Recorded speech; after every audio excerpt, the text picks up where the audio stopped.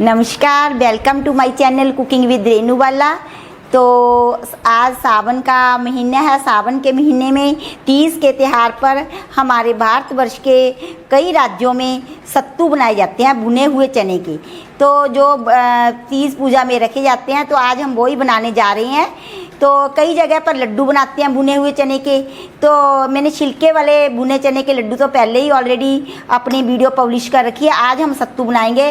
विशेषकर राजस्थान में ये बनाए जाते हैं, बहुत तरह से बनते हैं। चना दाल को भूनकर भी बनाए जाते हैं। मैं आपको एक बहुत ही आसान तरीके से बनाने बताऊंगी, ताकि मिनटों सेकंडों में आप इसे तैयार करके तीज पूजा को सेलिब्रेट कर सकें और सभी के लिए, आपके लिए तीज का त्यौहार मंगलमयी हर्षोल्लास से परिपूर्ण हो। तो उसको देखते हुए बनाएंगे। चलो, ये 150 ग्राम मेरे पास भुने हुए चने हैं। ये करियाने की दुकान पर बड़ी आसानी से मिल जाते हैं। इसका छिलका उतरा हुआ है। और आप अगर ज़्यादा मीठा पसंद करते हैं तो बराबर की चीनी, यानी कि 150 ग्राम ही चीनी लीजिए। जैसे किलो लेते हैं चने तो किलो ही चीनी लीजिए। मैंने देसी खांड ली है। चीनी सेहत के लिए नुकसानदायक होती है। तो अगर थोड़ी कम मीठा पसंद करते हैं तो 100 ग्राम लीजिए। 150 ग्राम चने तो 100 ग्राम भी ले सकते हैं। ये आपके टेस्ट पर डिपेंड है। उसके पश्चात ये मैंने घी बहुत कम लगता है, तो मैंने तो थोड़ा मैं बता दूं कितना लेना है। मैंने 75 ग्राम 75 ग्राम्स मैं तोल कर रखा हुआ। देखते हैं कितना लगता है। तो नारियल का बुरादा है, डेजिकेटेड कोकोनट, कटे हुए। तो हरी इलायची है। जितनी आप क्वांटिटी बना रहे हैं उसी हिसाब से आपको सामान लेना है। ये हमने 2 टेबलस्पून नारियल का बुरादा लिया है, 1 टेबलस्पून मैंने कटे हुए बादाम लिए हैं, 1 टेबलस्पून काजू लिए, 2 इलायची ली हैं और थोड़े से मैंने केसर को दूध में भिगो कर रख दिया है। थोड़े से पिस्ता, 5-7 पिस्ता काट कर रखे हैं। तो ये सभी चीज़ें, और अगर आपके पास चांदी का वर्क हो तो मेरे पास नहीं था, फिर तो कहनी क्या है। आपके ज़बरदस्त जो सत्तू है बनते हैं, देखने में भी बहुत सुंदर लगते हैं। ये बहन बेटियों को, बहुओं को तीज के त्यौहार पर गिफ्ट में भी दिए जाते हैं, ताकि वो पूजा में रख सकें। और सावन का महीना ये आनंद उल्लास से भरा होता है, वर्षा काल का। तो उसी हिसाब से मीठे मीठे पकवान बनाए जाते हैं। तो ये एक प्रकार का मीठा पकवान ही है। तो अब हम क्या करेंगे, इधर एक कंटेनर लेंगे। इसमें मैंने जो भुने हुए चने हैं उनको हम पीस लेंगे। ठीक है, अच्छी तरह पीसना है, बिल्कुल महीन पाउडर बना लेना है आपको।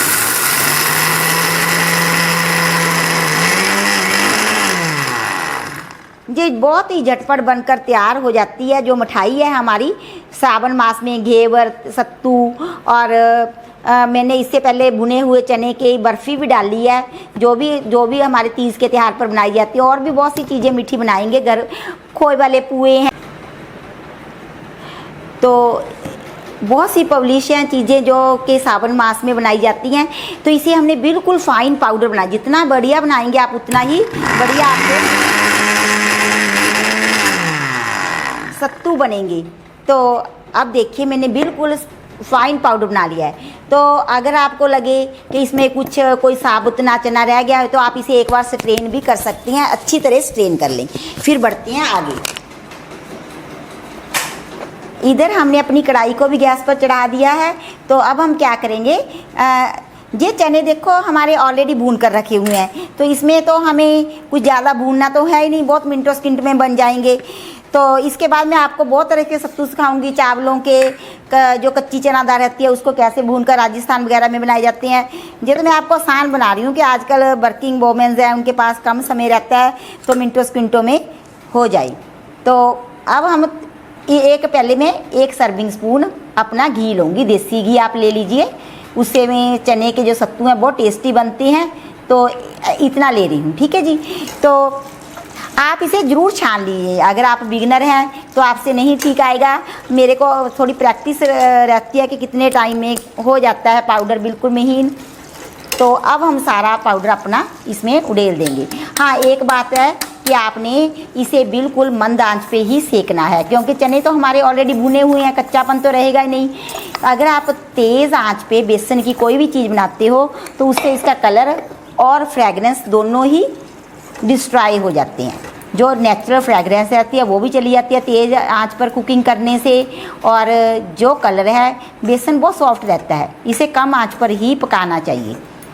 तो इस प्रकार से मैं पहले थोड़ा घी मिलाया था मैंने, 1 सर्विंग स्पून। फिर देखते हैं कितना लगता है। तो जब हम इसके ऊपर गार्निशिंग करते हैं चांदी का वर्क वगैरह लगाकर तो इसकी लुक देखते ही बनती है और बरबस मन करता है खाने का कि फटाफट खा जाएं। तो अब इसे मैं धीरे धीरे कम आंच पर सिर्फ 2-3 मिनट में ही ये भुन जाएगा। एक तो मटेरियल क्वांटिटी में कम है, दूसरा भुने हुआ है। बस सिर्फ घी में सेकना होता है ताकि जो चनों का ज़्यादा तेज़ सा फ्लेवर होता है ना, वो घी के कारण थोड़ा शांत हो जाए और इसमें घी का फ्लेवर आ जाए। इतना ही हमको करना है। बर्फ़ी भी बहुत जल्दी बनकर तैयार हो जाती है। अगर बेसन की सेकते हैं तो बहुत टाइम लगता है। भुने हुए चने की बर्फ़ी तो कम से ज़्यादा मेरे हिसाब से 10-15 मिनट में बिल्कुल हमारी प्लेट में बनकर रेडी होती है। मैंने आँच को बिल्कुल कम रखा है। अगर आप बिगनर हैं, आपको कम अभ्यास है, प्रैक्टिस है, तो आप छोटे गैस का प्रयोग कीजिए, कम आंच पे, तभी आपके अच्छे बनेंगे। नहीं पता क्या होगा, जो हमारे ना वो जल जाएंगे, उसमें जले की गंध आएगी तो अच्छा नहीं लगेगा। 1 सर्विंग स्पून मैं और मिला रही हूँ। देखिए पहले भी मैंने 1 सर्विंग स्पून डाला था, अब 1 मैंने और मिला दिया है इसमें।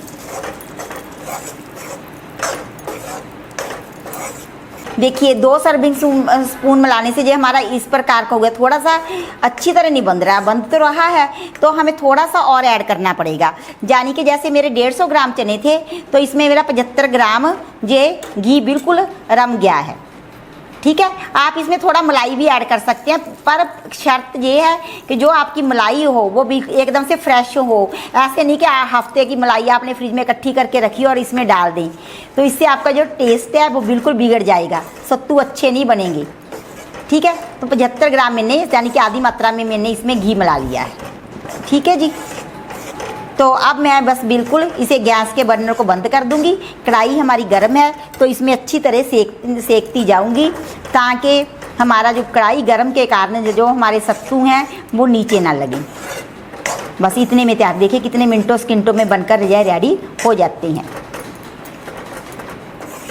कढ़ाई को नीचे उतार लिया है, पर एक बात का ध्यान रखना है कि जो हमारी कढ़ाई होती है गर्म होती है और बेसन मैंने बताया बहुत सॉफ्ट होता है, तो हमें इसने नीचे उतार कर भी हिलाते रहना। नहीं बीच में जो ऐसे बीच में सेंटर में है ना वो जल जाएगा, जले की स्मेल आएगी। तो इसके साथ ही मैं इसमें ऐड कर दूँगी ये हमारा डेजिकेटेड कोकोनट और इलायची का पाउडर। जो हमारी इलायची है ना उसका पाउडर आप इकट्ठा बना के भी रख सकते हैं, नहीं बीच में भी डाल सकती हैं।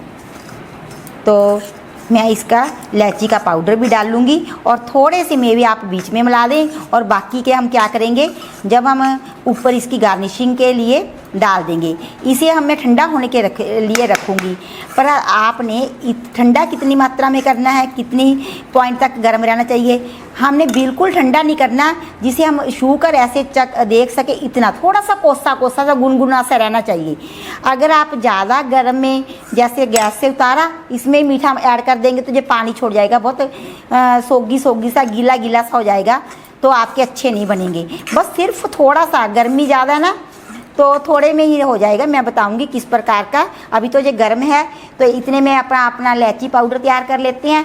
थोड़े से मेवे बीच में ऐड कर देते हैं, बाकी हम ऊपर लगाएंगे। गर्मी में थोड़े कम ही मेवे मिलाने चाहिए क्योंकि पता क्या होता है वो नुकसान करते हैं। इनकी तसीर भी गर्म होती है मेवों की भी, तो हम सजाने में ही ज़्यादा प्रयोग में लेंगे। ऋतु के मुताबिक ही हमारा खान पीन होना चाहिए। ऐसा नहीं कि जो भी कोई पदार्थ है सेहत के लिए फ़ायदेमंद है परंतु हम ऐसे ही डालते जाते हैं पेट में और मौसम का ध्यान नहीं रखते तो वो फ़ायदे की जगह नुकसान करता है।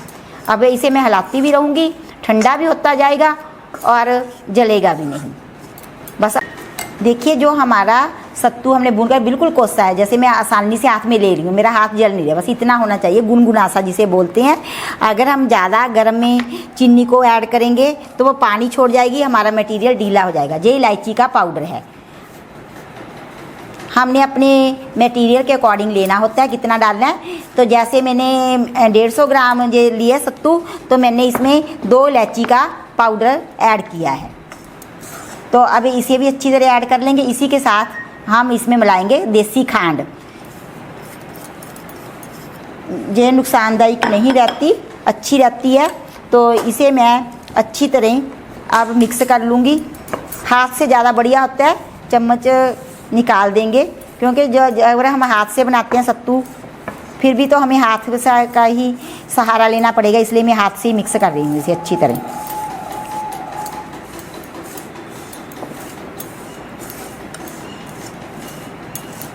दोनों हाथों से इस प्रकार से हमने अच्छी तरह, ताकि जो हमारी मीठा है हमने डाला है अच्छी तरह से मिक्स हो जाए और एक सार हो। आई ना कहीं कहीं ज़्यादा से कोई हमारा सत्तू फीका रहे, कोई मीठा बन जाए, ऐसा बिल्कुल भी नहीं होना चाहिए। सारा अच्छी तरह से दोनों हाथों से हमने इसे अच्छी तरह से हिला लेना है, मिक्स कर लेना है। अब हम इसके बनाएंगे सत्तू। मैं आपको गार्निश करना बताऊँ। अगर आपको लगे कि जैसे सत्तू मेरा अभी बंद नहीं रहा, इसमें घी की कमी है, तो हम इसमें थोड़ा सा घी और मेल्ट करके डाल लेंगे। ये अच्छी तरह बंधना चाहिए। तो मेरे हिसाब से जैसे 150 ग्राम था ना, तो मेरा मटेरियल आपको 100 से लेकर 125 ग्राम इसमें घी ऐड कर लेना चाहिए। फिर हमारे अच्छी तरह बंध जाते हैं, क्योंकि लड्डू तो है नहीं, लड्डू तो बड़ी अच्छी तरह बन जाते हैं। अगर आप 100 ग्राम ऐड करेंगे तो ज़्यादा बढ़िया हमारे सत्तू बनेंगे। जो थोड़े बिखर से रहे हैं, तो मैं इसमें थोड़ा मेल्ट करके घी ऐड कर रही हूँ। 25 ग्राम घी और ऐड करूँगी। मेरे को ना ऐसा लग रहा था कि हमारे सत्तू थोड़े से खुश्क हैं, तो मैंने घी को अच्छी तरह मेल्ट कर लिया और 1 सर्विंग स्पून ये मिला रही हूँ। इसी के साथ 75 ग्राम पहले ऐड किया था, तो अब 2 सर्विंग स्पून मिला रही हूँ मैं अच्छी तरह घी। अब हम इसके अपने सत्तू बांध कर देखेंगे कि अच्छे बंध रहे हैं। तो वैसे ना 100 ग्राम 125 ग्राम में हमारे बिल्कुल अच्छे बढ़िया, 150 ग्राम के पीछे बढ़िया सत्तू बन जाते हैं। तो मैंने सोचा गर्मी है, तो कई बार क्या होता है ना कि वो अगर ज़्यादा डाल दे उसका तो कोई इलाज नहीं है, कम है तो हम और ऐड कर सकते हैं, इसलिए मैंने कम डाला था। गर्मी में कई बार ना थोड़ा बहुत भी हमारा मटीरियल थोड़ा सा भी गर्म रह जाए, ठंडा बड़ी मुश्किल से होता है, तो चीनी के साथ मिलके ना वो ढीला हो जाता है, इसलिए मैंने पहले कम डाला था घी। तो अब मैं इसे अच्छी तरह घी को जो हमने बाद में मिलाया है मिक्स कर लूँगी। तो इट मीन्स हमारा 75 ग्राम प्लस 2 सर्विंग स्पून घी और लगा है। तो मेरे कहने के मुताबिक आप 150 ग्राम के पीछे 125 ग्राम डाल लीजिएगा और चीनी बराबर की डालेंगे अगर तब ये हमारा रेशो बिल्कुल ठीक बैठेगा, हमारे सत्तू बिल्कुल अच्छे बनेंगे। अब मैं आपको बांध कर दिखाती हूँ कि किस प्रकार से हमने सत्तू बनाने हैं हमारे। जूपी वगैरह इधर आप इसमें चाहें तो थोड़ा खोआ भी ऐड कर सकते हैं, जब मिल्क पाउडर, उससे इसका जो टेस्ट है इन्हेंस हो जाता है, खाने में भी अच्छे बनते हैं और बंद भी छेती जाते हैं। बड़ी आसानी से आप इसे बांध पाएंगी। थोड़ा और ऐड कर लेते हैं, जो 1 टेबल स्पून रहता है घी।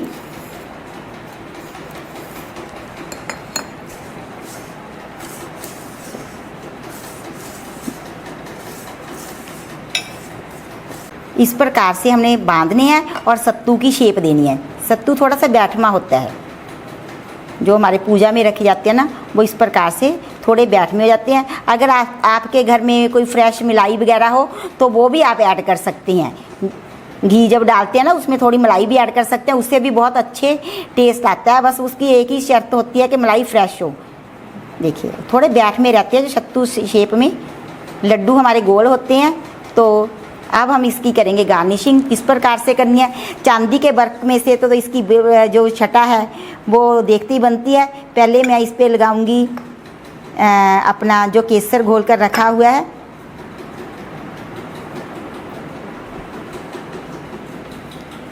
अगर चांदी का वर्क लगा हुआ तो क्या कहने, इतनी ही अच्छी लुक आती है कि बरबस ही मन करता है कि इसे देखते ही जाएं। इसी के साथ पिस्ता की कतरन, बादाम की कतरन, तो लीजिए हमारे सत्तू।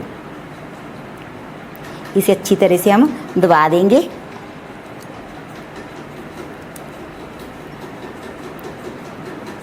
ठीक है जी। तो अब मैं क्या करूँगी कि इसी प्रकार से अपने सारे सत्तू बनाकर इसमें रख लूँगी। फिर आपको दिखाती हूँ इतने मटेरियल में हमारे कितने सत्तू बने हैं। चांदी के वर्क में तो खास ही छटा रहती है इसकी। बस मैंने जब देखा तो मेरे पास नहीं था, मेरे को था कि घर में पड़े हैं, तो बाकी के भी हम इसी प्रकार से तैयार कर लेंगे। देखिए हमारे जो सत्तू हैं बना लिए हैं। एक सत्तू का मटेरियल बच गया, तो इतने मटेरियल से हमारे 8-9 सत्तू बनकर रेडी हुए हैं। तो आप भी इस प्रकार से मेरे को फॉलो करते हुए सत्तू की रेसिपी बनानी है। और जो मोस्ट इम्पोर्टेंट है, जब आपने ये मतलब के सत्तू भूनने हैं घी डाल के तो कम आंच पे भूनने हैं। तो जैसे 150 ग्राम है तो उसमें आप 125 ग्राम तक घी लगा सकते हैं। उससे आपके सत्तू आप बिगिनर से अच्छी तरह बंध जाएंगे। तो मैंने पहले 75 ग्राम लिया था, तो मैंने 30-35 ग्राम घी इसमें फिर और मिला दिया। तो आप इस प्रकार से रेसिपी को ट्राई करें, आपके बहुत बढ़िया सत्तू बनेंगे। चीनी आप अपने मीठा स्वाद के मुताबिक डालिए। इसके ऊपर चांदी का वर्क जरूर लगाइए, ताकि जो भी हम त्योहारों को सेलिब्रेट करते हैं उसके पीछे मन की खुशी और मन के भाव छिपे रहते हैं। क्योंकि जब मन ही न प्रसन्न हुआ तो फिर खाने का या खिलाने का भी कोई भाव नहीं बनता। तो इस प्रकार से बनाएं। कमेंट बॉक्स में मेरे को कमेंट डालकर बताएं कि आपका तीज का त्यौहार कितना हर्ष उल्लास के साथ बना। मैं एडवांस में ही आप सभी को तीज की बहुत बहुत बधाइयाँ मुबारक दे रही हूँ। तो पेड़ पौधे लगाएं, पानी बचाएं, और अब हम मिलेंगे नेक्स्ट रेसिपी के साथ। तब तक के लिए बाय बाय, शुक्रिया, धन्यवाद। चल काट एंड सोनू भी बनाई दो मजवा।